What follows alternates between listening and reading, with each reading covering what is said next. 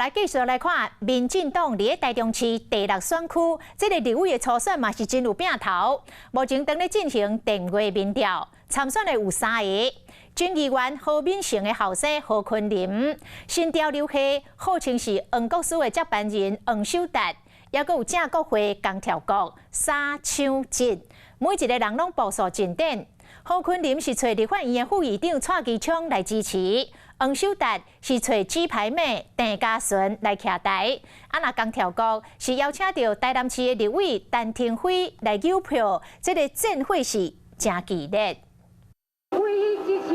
台中市第6选区立委的选举，目前初选的阶段，民进党3个抢1个，其中江调局一透早就开始车队扫街，除了邀请同款是正国会派系曾经停来斗3工，搁找台南的立委陈廷辉斗徛台。听到是民进党的电话民调。就是没有第2人选，唯一支持江兆国，真的在最后冲刺。陈廷辉全力来助选，因为这边第6选区的初选真正不好选。那江调国要抢前议员何敏成的后生何坤林嘛要选，阁有号称做是第6选区现任立委黄国书的接班人黄守达，声势嘛真大。阁找来高雄市的议员黄捷，阁有艺人郑家纯来斗3工冲进去。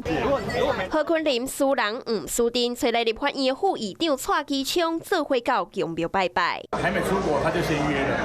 所以我一下飞机第一件事情就是赶过来帮昆凌加油。第6选区立委的初选电话民调为17号到23号，3位候选人每一个拢把握时间，逐工扫街拜票，搁找人斗3工徛台来加持，就是想要拼出头，抢到参选立委的机会。华视新闻看起来，赶快订阅我们的华视新闻 YouTube 频道，欢迎按赞、订阅、开启小铃铛，最新最及时的资讯要提供给你。